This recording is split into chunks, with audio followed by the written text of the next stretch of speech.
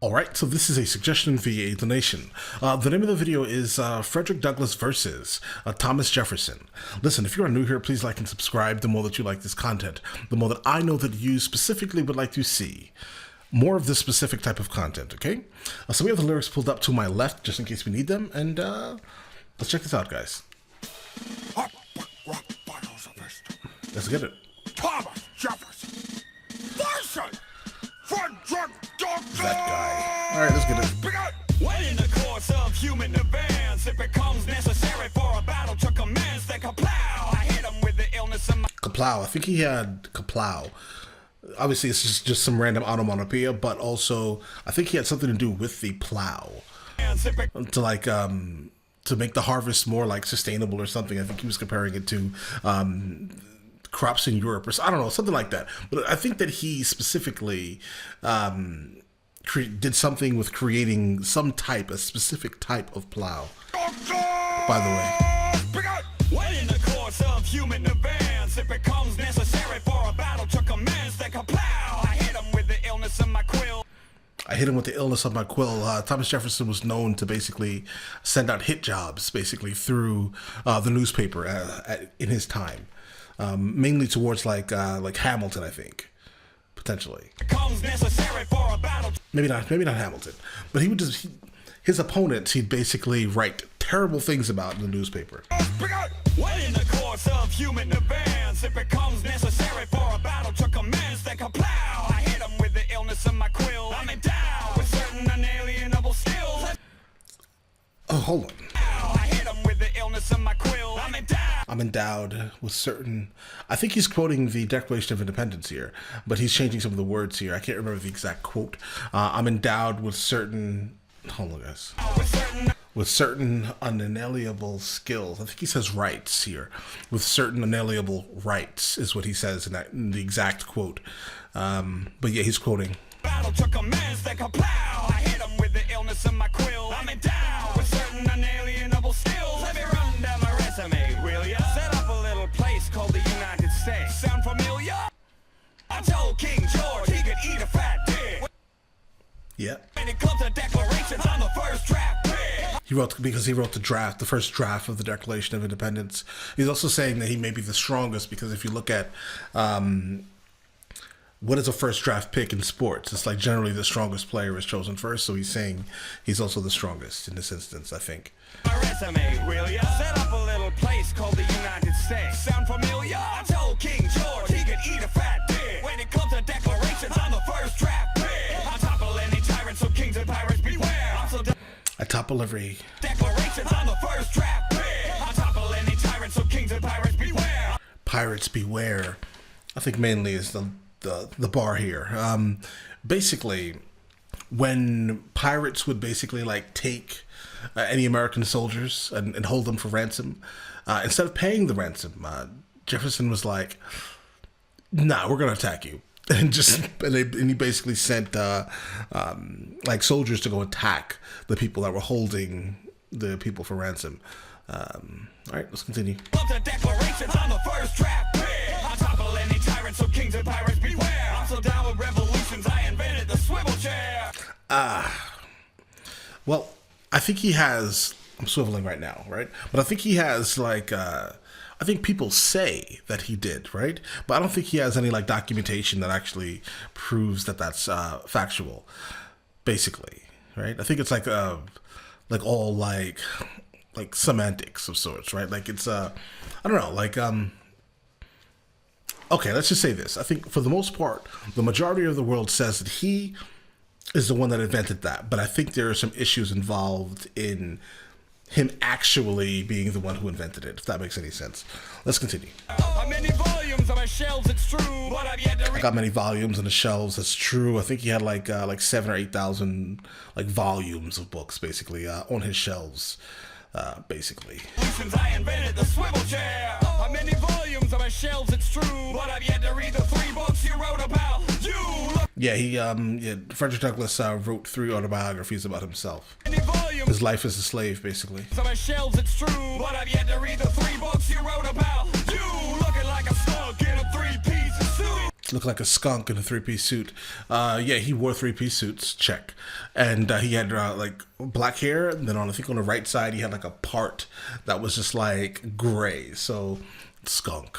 All right, let's get it. Read the 3 books you wrote about. You looking like a skunk in a three-piece suit. Come back from Paris to battle Pepe Le Pew. Pepe Le Pew was a skunk.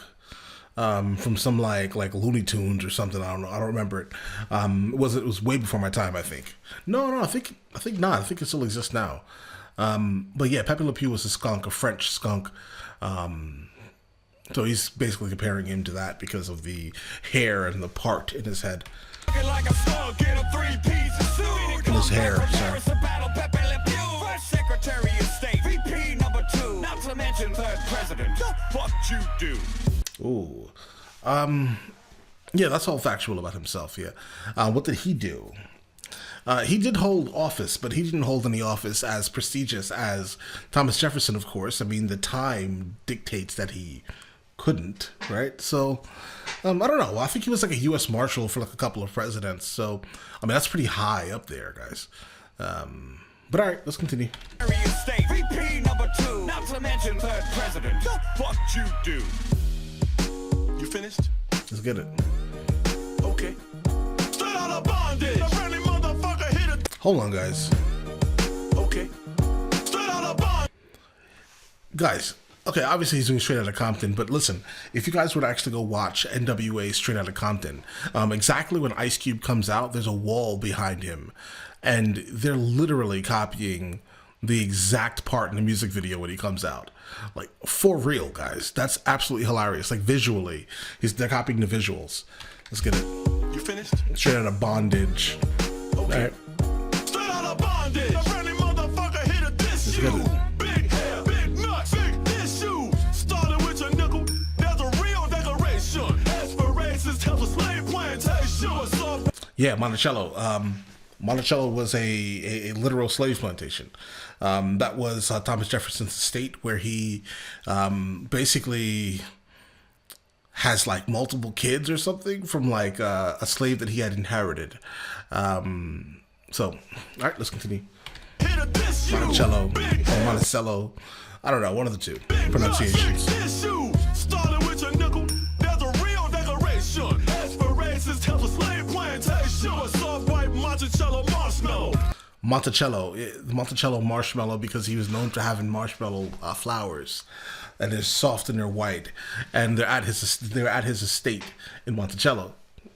So dope. Let's get it. He's also saying he's soft and white, apparently, is his words. All right, let's get it. Aspirations tell the slave plantation. A soft white Monticello marshmallow. Watching my people sweat while you sat playing cello. Yeah, he did that. Absolutely.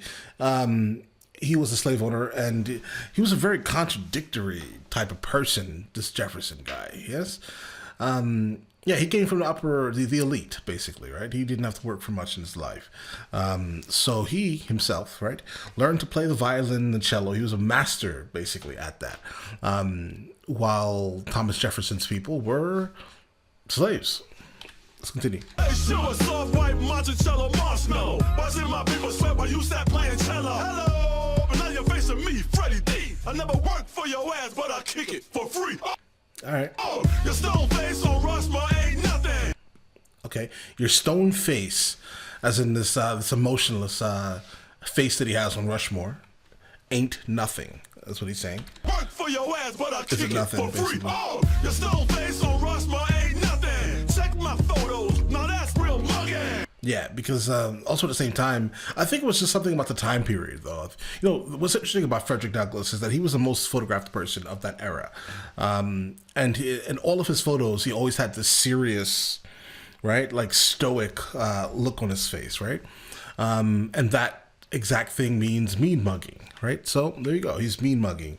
And the stone face with the emotionless face, right, is not mean mugging at all. It just is there. Your stone face on Rushmore ain't nothing. Check my photos. Now that's real mugging. But it's also harder to portray emotion through stone, I guess, right? So I don't know. I don't know if the context is good here. Because in photos, yeah, you are who you are. You get what I mean? So let's continue. The face of a free man. Told him something to read, man. Don't compromise, you couldn't free, man. Told him something to read, man. Don't compromise. They'll compromise. You couldn't whip a fifth of me, man. He's referring to the 3/5 compromise, right? Where in order to be a man, you needed a couple black men, basically, to equal one man or something like that, right? It was slaves were considered 3/5 of one singular man. So he's saying you couldn't whip a fifth of me. So he's referencing that, the compromise, the 3/5 compromise. Oh, that's real muggy. The face of a free man. Told him something to read, man. Don't compromise. You couldn't whip a fifth of me, man. You got a self-evident truth of your own. You left free. Self-evident truth of your own. Let's get it. But never picked up the phone. He's saying that he's not practicing what he preaches. You let freedom ring, but you never picked up the phone, right?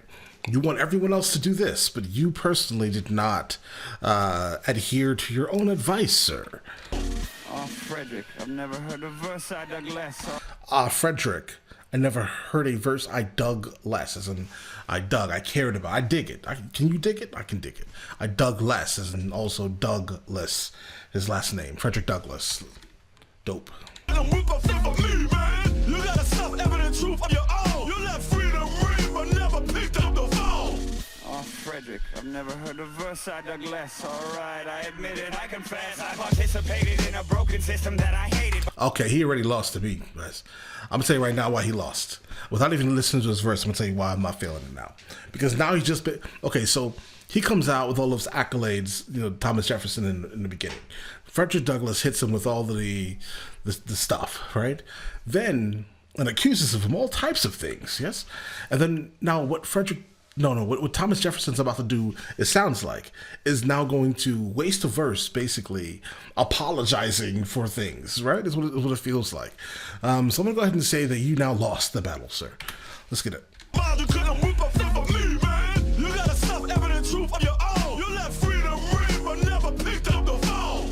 Oh, Frederick, I've never heard a verse I dug less. All right, I admit it, I confess. I participated in a broken system that I hated, but I needed to keep my financial status situated. That's kind of the thing that a lot of people in that era were stuck within, right? But it doesn't matter.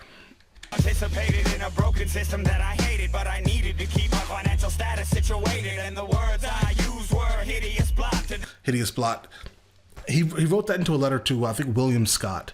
And that was not a public thing, right? It was made. I think it was made public later, but I think at the time it was not public, or it may have been an op-ed. I don't know, but I don't think that it was a public thing. Personally, I don't think it was.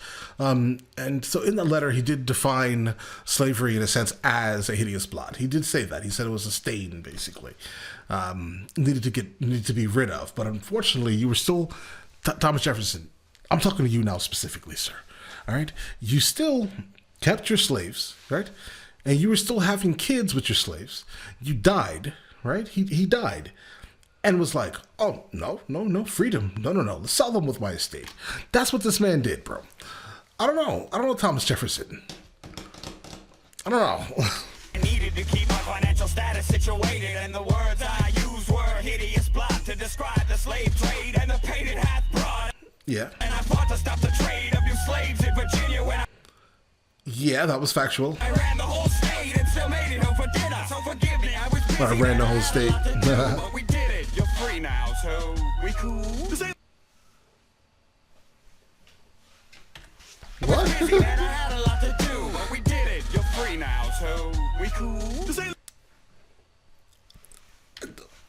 Was busy, man, I had a lot to do, but we did it. You're free What? now, so We cool? This ain't Louisiana, man. I ain't buying it. Yeah, I think he was the one that bought Louisiana. you're free now, so we cool. This ain't Louisiana, man. I ain't buying it. You talk about freedom, but you ain't applying shit. Yeah, no, he's not. He didn't. So no, we ain't cool. You found an absentee father. You founding absentee father. Because he was one of the founding fathers, and he was an absentee father. I think he basically, he freed like 4 of his children and left 2 of them in slavery. Freedom, but you ain't applying shit. So no, we ain't cool. You found an absentee father. You had 6 babies with your slave mama and never even bothered to free you when you died on the 4th of July. On the 4th of July. Oh, he did die on the 4th of July. Oh, that's ironic. It's a very important holiday, but what the fuck does it mean to this guy? He wrote I think he wrote something like what is a slave to think about the 4th of July? I'm almost positive I butchered the title of that thing he wrote. What is the 4th of July to a slave? Something like that. Something like that, guys. So that's a dope reference. Died on the 4th of July. It's a very important holiday. But what the fuck does it mean to this guy? Nothing. Because I celebrate December 6th, 18... That's the December 6th, 1885 was the 13th Amendment. I think it was ratified. Yeah, I think it was. I think that was the date, December 6th. I remember. I always remembered it because it was like 4 days after my birthday. So I was like, oh, December 6th. What it mean to this guy? Let's get it. Because I celebrate December 6th, 1865. The day the 13th damn amendment was ratified. And I cease to be an Oh, I should be writing this shit. alien to your unalienable rights. And we the people. Wait, hold on. Damn amendment was ratified. And I cease to be an alien to your I cease to be an alien to your unalienable rights. Oh. unalienable rights. And we the people. Stop meaning we the people who are right. Man, you did some good things. I ain't denying your fame. I'm just saying they need to put an asterisk next to your name. Yeah. Honestly, I mean, like, hey, let's free the slaves, but he also owned slaves. A little weird. I don't know. Practice what you preach, bro. All right? All right, so here's my opinion. Thomas Jefferson's cadence and delivery was so much doper than Frederick Douglass's. Not a single doubt, I think, right? There was more like almost like anger and rage within Frederick Douglass on this verse, so I think it made sense a little bit, right? If we're trying to be historically accurate here.